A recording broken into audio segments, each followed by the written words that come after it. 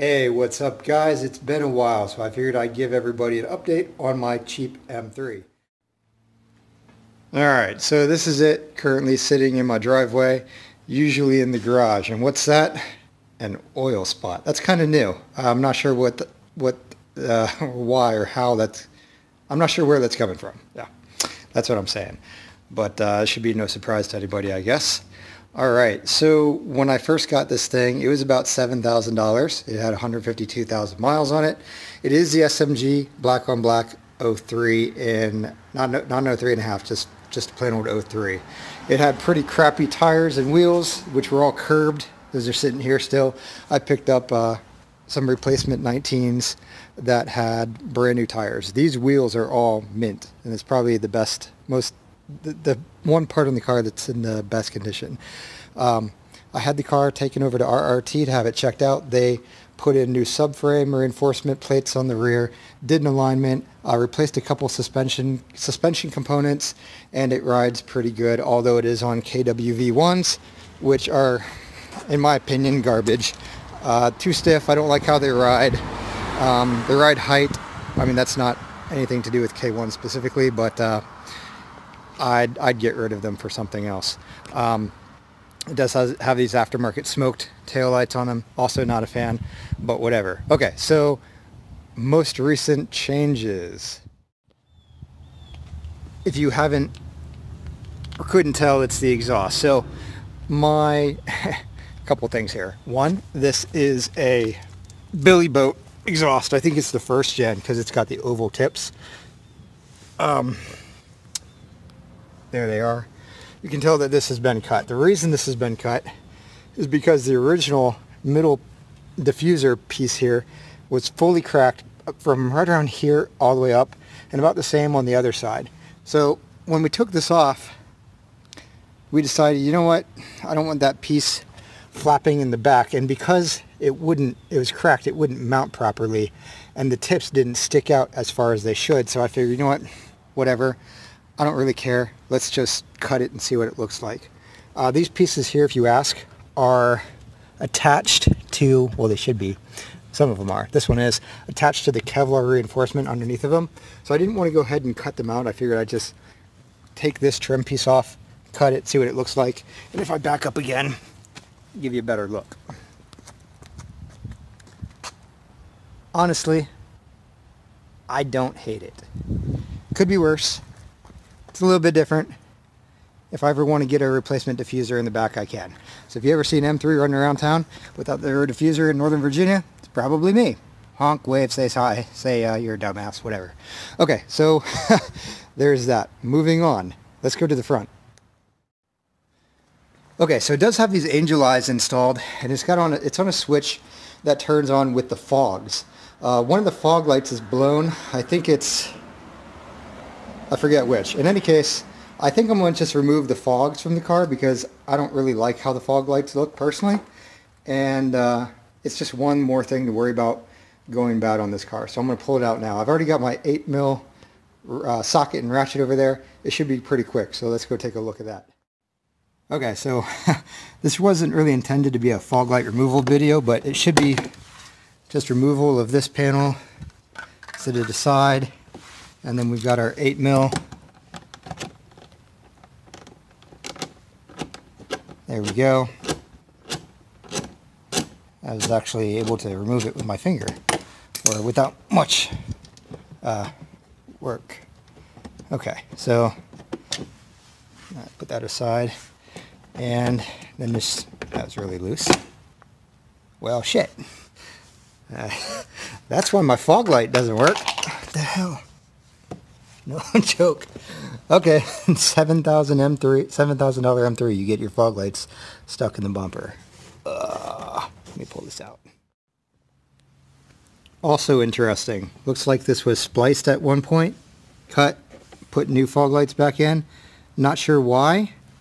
I guess I gotta decide what to do about this. I guess I'll probably just tuck it back in there and maybe wrap this in some electrical tape. Let's go take a look at the other side. Just double checking. There is a housing on that one. Alright. pull this cover off. And let me do this and get back with you. Alright, much the same story on this side. Was spliced at one point. I think I know what's going on here. That's terrible. Since the angel eyes come on with the fogs, I'm pretty sure they're just grabbing power off of these fog lights here.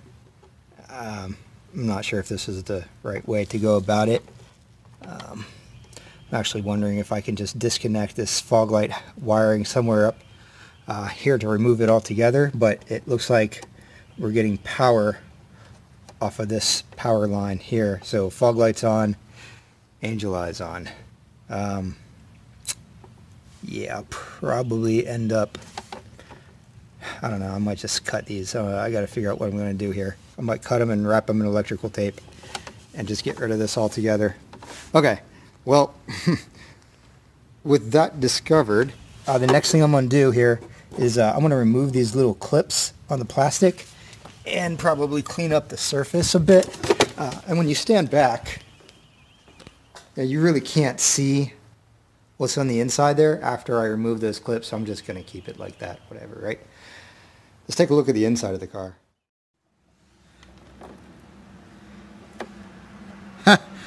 Well, I guess that answers my question on what to do with this. Alright, for any of you guys who are familiar, you'll notice that there's usually a cover for this here, which I have in, there it is right here. However, I'm missing, so if anybody has one of these, well, I guess that's ultimately what I'm getting to. I need the piece that goes from here to the airbox. So if anybody's got one of those, I'd like it. Yeah, so that's the situation under the engine bay. I'm going to just tuck this stuff back in here. I just kind of wanted to show you guys what's going on. Alright, now let's take a look at the interior. And actually, I think I'm going to start it up. Many things you get with a cheap M3. So my e-brake also isn't working, which is why I carry around this chalk, just in case. So let's stick this on the back wheel here. And I'm going to start the car up. So what you're going to hear is stock M3 with the B&B Tri-Flow, which I think sounds really good. It has eliminated a lot of the rasp. Oh, I also had a dead battery recently, so my SMG was kind of doing some weird things. And I'm pretty sure it was due to the battery, because once I replaced it, it's good. Let me go out so you can get some kind of cold start audio.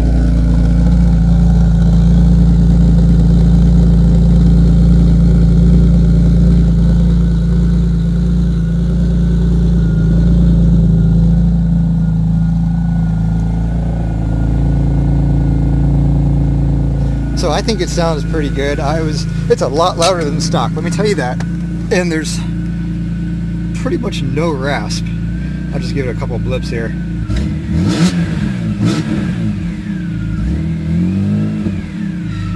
Alright, enough of that. Although while we are in the interior, I did get a new Kobe wheel. Last time I had Alcantara, which looked nice, but I guess maybe it's just because my hands get so sweaty that my Kobe wheel just got so grimy so quick, and taking care of it and maintaining it was kind of a pain, so I opted for leather this time. So the wheel looks new. Steering wheel trim, on the other hand, is probably typical high mileage M. Also don't have this cover. I do need to get the airbag recall taken care of. I'm not sure if, I assume that it's an entire replacement, with which would mean I'd get a new BMW emblem on top. I don't know. I think. I don't really know what's behind the airbag, if it's all one piece or if it's like if this is like a mold that attaches over the physical airbag itself. I'm not totally sure. Anyway, all the trim that's typically the Shadow, I guess it was probably original Shadow trim. I don't remember what the VIN readout said, but they've all been recovered in this kind of textured stuff. It doesn't quite feel like Plasti Dip, but it's definitely textured. You see my fingernail making those marks on it. So that, the dash trim here, all the way across, the door back there. The ones in the back, and this is why I'm pretty sure it was originally Shadow trim, those are still good. At least that side. Yeah, both of them. And I guess you guys know how difficult it is to find good condition shadow trim. So what I think I'm going to do is probably, I'm not too worried about these door panels, handles yet, but I'm going to do something with this dash trim. I can pull it off and paint it. And if you guys remember my 04 M3, I'd done this white gloss with a splatter on it. I might do something very similar to that with this. I also want to replace this head unit here with something more modern. I've been looking at the Avon tablet itself, but I don't know what I'm going to do yet because I just don't have the extra money at the moment to throw into that. Also, this SMG, the surround there, this is cracked. The knob is nice and feels like looks like it was relatively new or was just never touched, which is cool. This center console piece just doesn't want to stay down ever. I did have to replace a window switch at one point, and I discovered that the audio, I thought I had a blown speaker on the passenger side, and actually before I even get there, there were a couple screws missing to hold the door card in place. So I took both door cards off, and I discovered that the passenger one is totally missing a speaker down there. Yeah, it is aftermarket speakers. It's like an Alpine something or other. I don't remember the number, but in any case, it's an Alpine something aftermarket. So I'm either going to try to find a replacement Alpine of the same model. I don't recall exactly what it is, or just find replacement ones. Not totally sure. So current status of the M3 is exactly that. Oh, it gets better.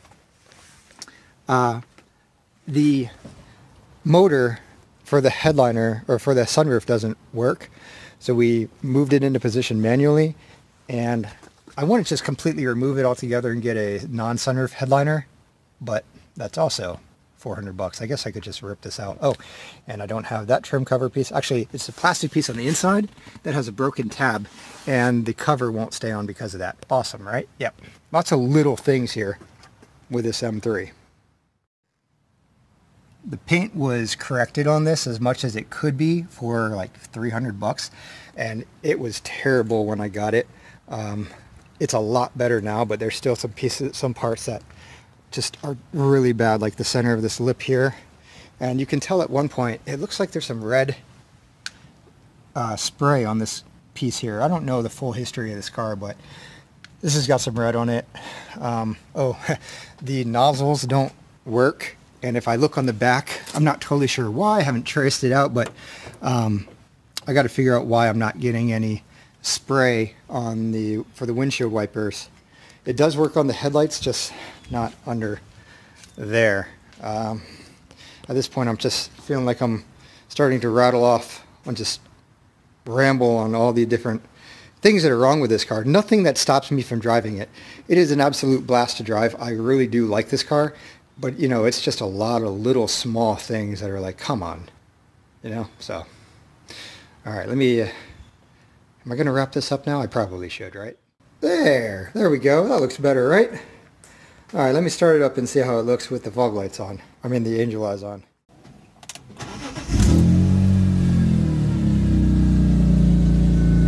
And I guess I'll just push that on. Fog lights. Let's check it.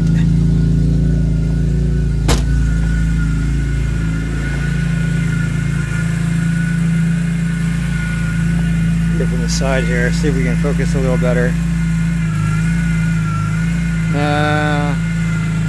Maybe if I go this way, does that help?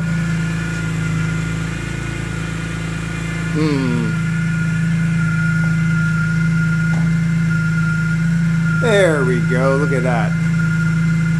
That looks better now.